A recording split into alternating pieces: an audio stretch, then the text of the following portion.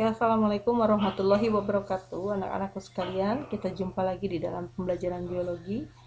Tetap bersama ibu ya. Semoga kalian tetap sehat dan tetap semangat selalu dalam masa PJJ ini. Oke, anak-anak, kita lanjutkan materi kita yang kemarin, yaitu tentang metabolisme, khususnya tentang katabolisme ya.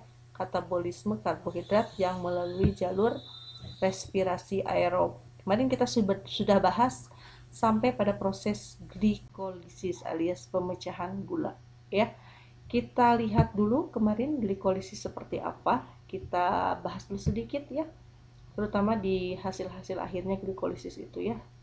Kemudian glukosa ini yang memiliki 6 atom karbon, nanti di proses glikolisis dia akan dipecah menjadi 2 buah senyawa berkarbon 3. Nah, senyawa ini kemudian kita kenal atau kita namakan sebagai asam piruvat.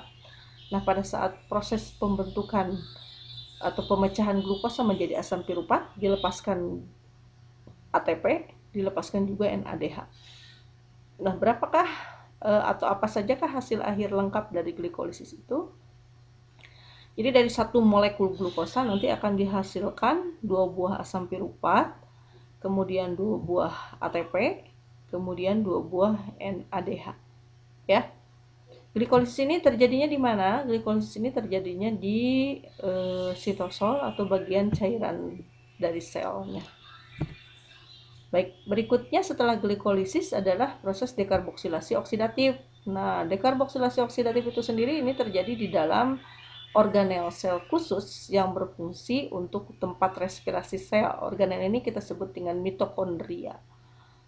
Nah, mitokondria ini kalau diperbesar bentuknya seperti ini. Dia terdiri dari bagian luarnya kita sebut dengan outer membrane atau membran luar gitu ya. Kemudian bagian membran dalamnya kita sebut dengan inner membrane.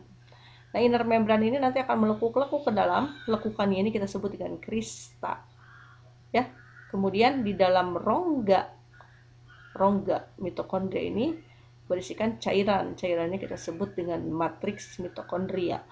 Nah, pada matriks mitokondria inilah terjadi proses dekarboksilasi oksidatif dan siklus Krebs. Nah, seperti apa dekarboksilasi oksidatif itu? Dekarboksilasi oksidatif itu ini merupakan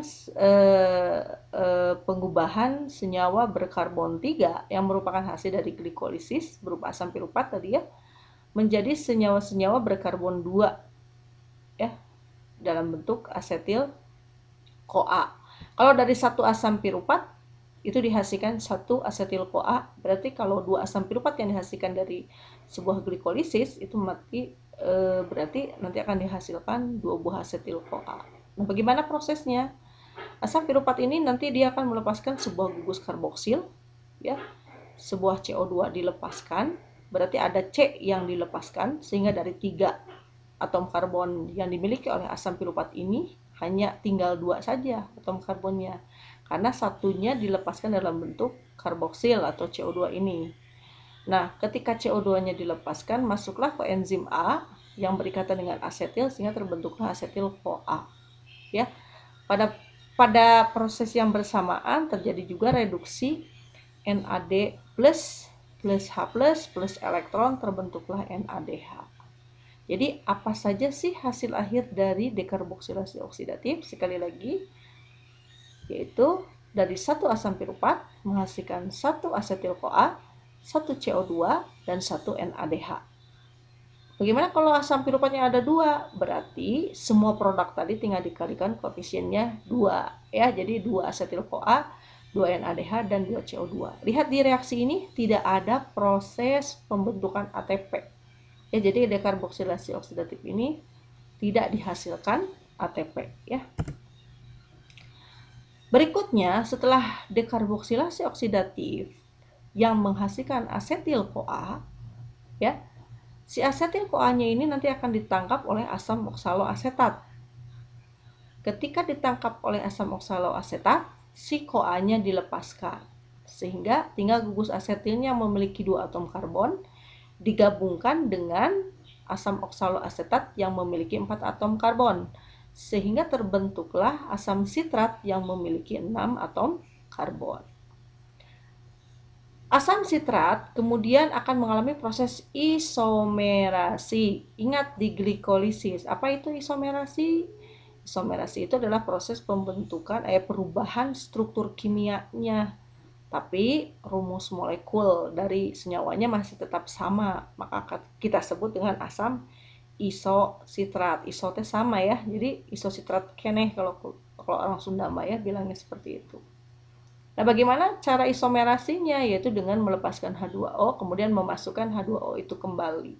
Sebetulnya proses ini hanyalah untuk mengubah posisi hidrogen dan oksigen pada senyawa tersebut di struktur molekul senyawa tersebut. Hidrogen oksigennya jadi berubah posisi gitu ya. Tapi sebetulnya sekali lagi struktur molekulnya berubah, tapi rumus kimianya tetap sama.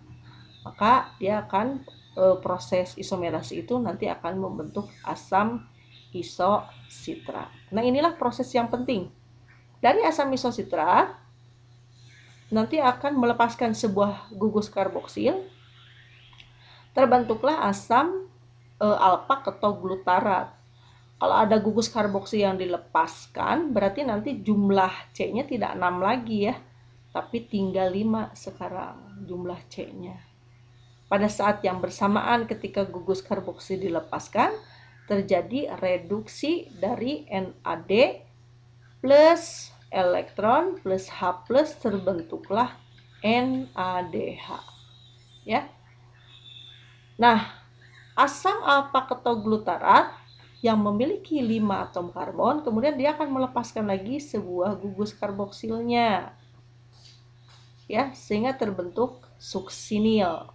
Pada proses yang bersamaan masuklah koenzim A ke dalam reaksi ini, berikatan dengan suksinil sehingga terbentuklah suksinil koenzim A yang memiliki sekarang hanya 4 atom karbon. Bersamaan dengan itu terjadi reduksi NAD menjadi NADH. Kemudian suksinil koenzim A dia akan melepaskan gugus koenzim A-nya. Nah, kalau ada lepasan ikatan berarti ada energi yang dibebaskan. Energinya dipakai untuk menambahkan sebuah fosfat inorganik ke ADP, terbentuklah ATP. Nah, suksinil yang sudah kehilangan CoA-nya kita sebut dengan asam suksinat. Kemudian asam suksinat akan direduksi menjadi asam fumarat ya.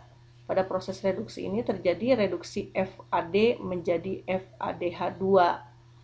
Asam fumarat kemudian dia akan menambahkan H2O ya, terbentuklah asam malat yang memiliki masih 4 atom karbon ya. Kemudian asam malat akan diubah menjadi asam oksaloasetat kembali dengan cara mereduksi NAD plus elektron plus H plus, terbentuklah NADH. Begitu seterusnya, maka kita sebut dengan suatu siklus. Karena Mr. Krebs yang menemukannya, maka kita sebut dengan siklus Krebs. Apa yang harus kalian pahami dari siklus Krebs ini adalah produk-produknya saja yang harus kita pahami. Ya, yaitu produknya apa saja? 1. Karbon dioksida. Ini merupakan produk dari siklus Krebs. Ada berapa karbon dioksida yang dihasilkan? Karbon dioksida yang dihasilkan ada 2 dari 1 asetil CoA. Ya. Berarti kalau dari 2 asetil CoA ada 2 CO2 dikali 2, ada 4 CO2 yang dihasilkan. Berapa NADH yang dihasilkan? Dari 1 asetil CoA ada 1, 2, dan 3 NADH. Berarti kalau dari 2 asetil CoA tinggal dikali 2 saja, berarti ada 6 NADH yang dihasilkan. Ya. Berapa FADH yang dihasilkan? Hanya 1 dari 1 asetil CoA. Kalau dari 2 asetil CoA berarti ada 2 FADH2. Begitu pula dengan ATP yang dihasilkan dari siklus Krebs. Jadi kesimpulannya, 2 asetil CoA yang memasuki siklus Krebs nanti dia akan melepaskan 4 CO2, 6 NADH, 2 FADH2 dan 2 ATP. Ya, jadi untuk level SMA, produk-produk inilah yang biasanya sering sekali ditanyakan. Dan jangan lupa juga adalah zat apa yang menangkap asetil-CoA untuk masuk ke dalam siklus Krebs. Pertama ditangkapnya oleh apa? Asam oksaloasetat, terbentuklah asam sitrat. Ini juga sering sekali ditanyakan. Ya. Demikian anak-anak, Ibu sudah menjelaskan tentang dekarboksilasi oksidatif dan siklus Krebs. Kalau ada pertanyaan boleh ditanyakan di WA kelas ya. Terima kasih. Assalamualaikum warahmatullahi wabarakatuh.